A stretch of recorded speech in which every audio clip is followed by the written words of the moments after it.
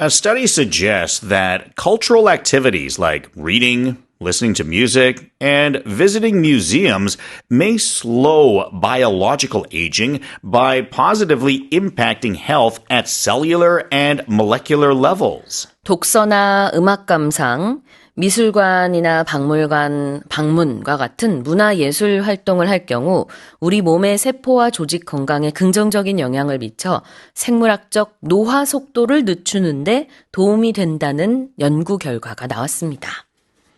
Better get going to those museums. Yeah, Right. if this actually works. Tell us more. Yeah, so participants were asked how frequently they engaged in cultural activities, and researchers then estimated their biological age and aging speed using blood tests that measured DNA methylation patterns. So I guess there's a way to figure out basically not how long you have been alive, but, taking a look at the biology of your body, how sort of healthy you are, I guess is a better way to put it, perhaps.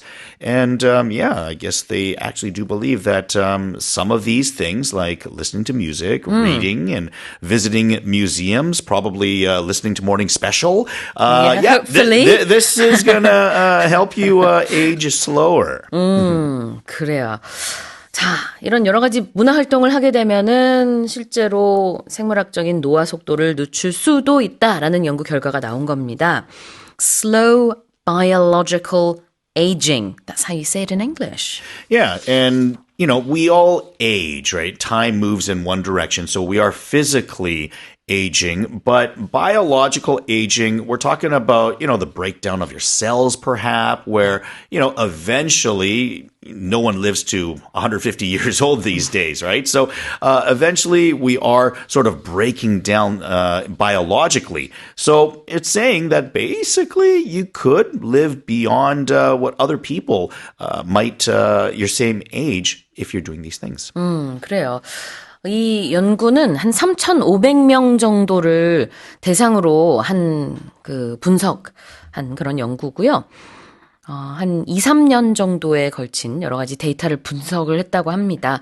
평균 연령은 52세였던 영국 성인 대상이었고, 이런 노화와 관련된 연구죠. 어떤 습관을 가지고 있는가 쭉 봤더니 대체적으로 이렇게 문화예술을 하는 사람의 노화 속도가 조금 더 느렸다. 이렇게 얘기를 하고 있는 겁니다.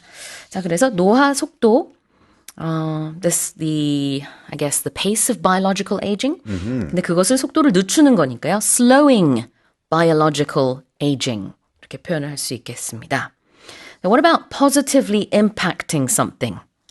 When you impact something, then you're making a difference in something, and probably a significant difference, right? So when we use the word impact, rather than changing, like you think of making a big difference, right? And perhaps even a sudden difference or a powerful difference. Like the word impact itself, it's kind of loud compared to other difference-making words. Now, here it's saying a positive impact or positively impacting your health. So in a good way, it's making a big difference. 긍정적인 영향을 미치다. Positively impacting. 부정적인 영향을 미치면 negatively impacting. 자, 다시 읽어보겠습니다. A study suggests that cultural activities like reading, listening to music, and visiting museums may slow biological aging by positively impacting health at cellular and molecular levels. Let's move on to the next headline. A new study suggests that consistently walking about 8,500 steps a day can help prevent the frustrating cycle of regaining lost weight after dieting. 새로운 연구에 따르면 다이어트 후 꾸준히 하루 8,500보를 걷는 방법이 감량한 체중을 요요 현상 없이 유지하는 데 도움이 될 수 있는 것으로 나타났습니다. Alright, tell us more. So they say about 80% of overweight and obese people tend to regain some of or all of their weight that they've lost within 3 to 5 years after that weight loss. So this particular study is saying that, well, you know, if you walk 8,500 steps a day or somewhere in that range, then the chances of you preventing that yo-yo effect of rebounding weight loss can help. Yeah.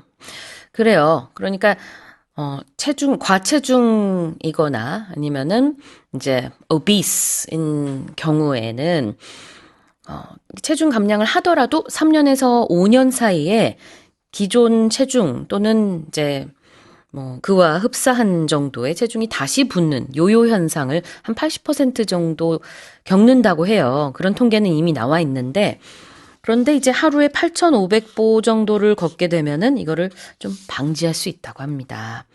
Alright, let's have a look at frustrating. Frustrating is the feeling that you have when you're trying to do something that you can't accomplish. Exactly. And yeah, it usually comes with expectations. So if you have an expectation of something and, you know, that's not met with satisfaction, then you're going to feel a certain amount of frustration. What kind of sound would you make if you were frustrated? Oh, and you're just like, ah! 이거예요. frustrated라는 것은 굉장히 답답하면서 약간 짜증도 나고 화도 나고 이런 복합적인 감정입니다. 그래서 열심히 살을 뺐는데 다시 요요 현상으로 인해서 살이 ጭ었어요. 그 요요 현상 앞에 붙은 단어거든요. 지금 frustrating cycle of regaining lost weight라고 했으니까 정말 열심히 내가 뺐는데 진짜 이 느낌이 있는 겁니다. frustrating. 자, 그리고 regaining lost weight. Regaining, so when you have re at the start of something, then you're sort of doing something again. Yeah. So regaining lost weight, meaning, well, you lost this weight, but you put it back on. You gained it again. So yeah, maybe if you were 60 kilos and you went down to 55 and you go back up to 60 kilos, well, now you have just regained the weight that you had lost. regain은 동사고요. 다시 얻었다.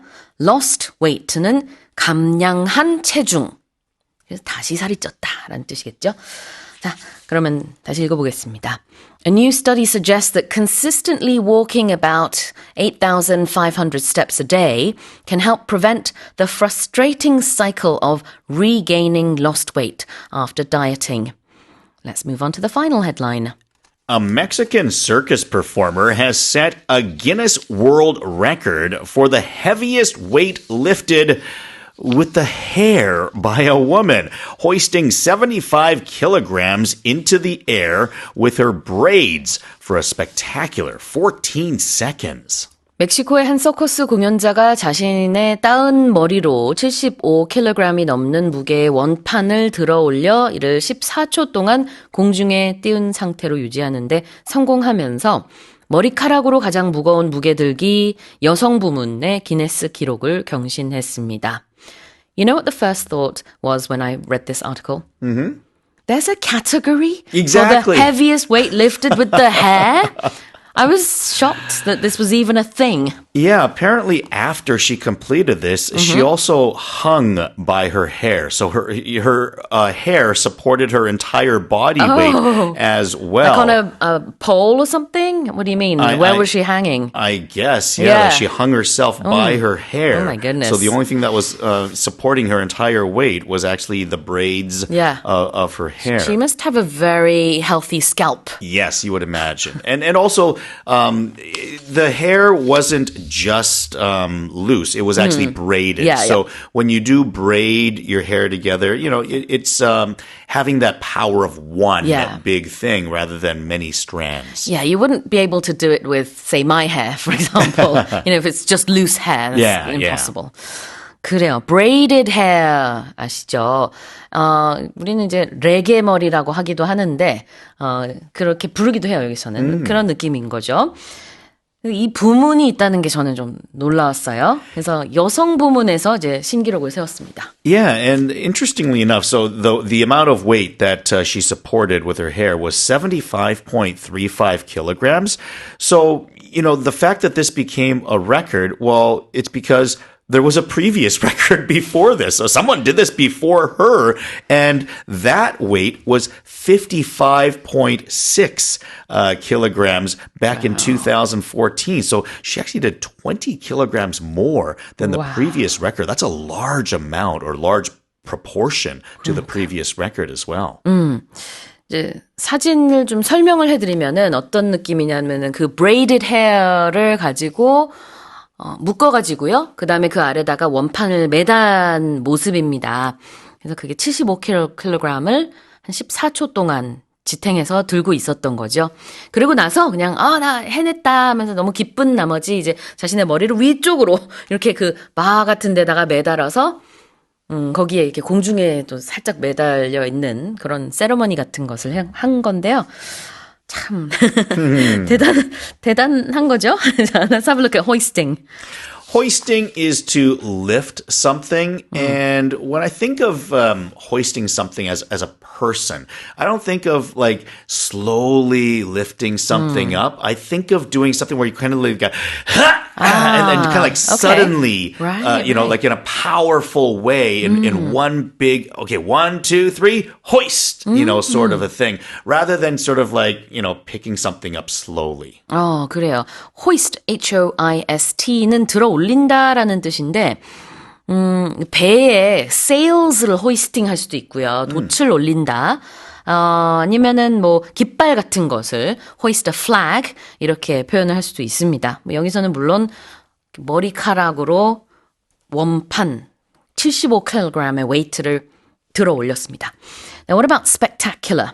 Spectacular is something that is very impressive or amazing or awe-inspiring. It's just something where when you see it, typically, something that impresses you. Spectacular. Wow, that's amazing. 이런 느낌이에요.